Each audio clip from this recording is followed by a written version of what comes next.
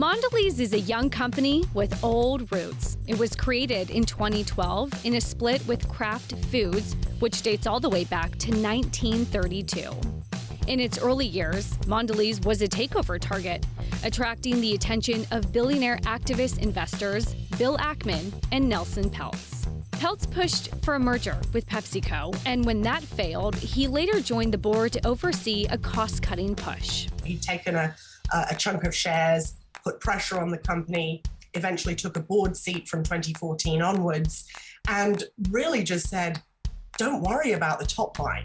You know, if your operating margins are only 12%, why are you worried about the top line? You've got to focus on improving those in order to create long-term value for the company.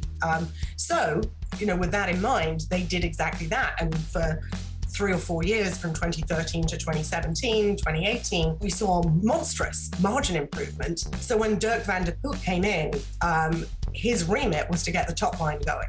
And he did. It's because of the work that was done before I arrived that we were able to focus on growth after my arrival. So let's now focus on what drives our growth, building our brands, investing more in our brands, getting distribution in the channels where we were underdeveloped, building our geographical presence, and so on.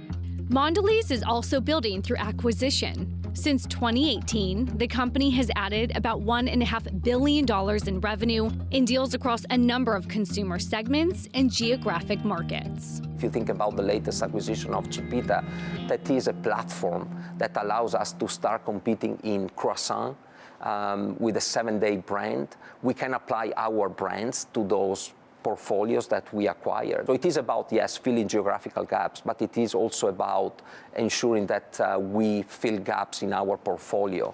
And particularly in the case of baked snacks, we are very keen because it is a category that is massive. There is no consolidation in that category yet in terms of manufacturers around the world. It is high growth, and we can apply our brands and our know-how to deliver cost synergies. I think what Mondeléz has done is very smart. They've targeted areas that are still quite fragmented, but growing and profitable. So areas like snack bars, areas like cakes and pastries. And I think the deals that they've made are pretty smart. With a growing lineup of brands and a widening global footprint, portfolio optimization is a priority for Mondeléz. Portfolio optimization is really ongoing.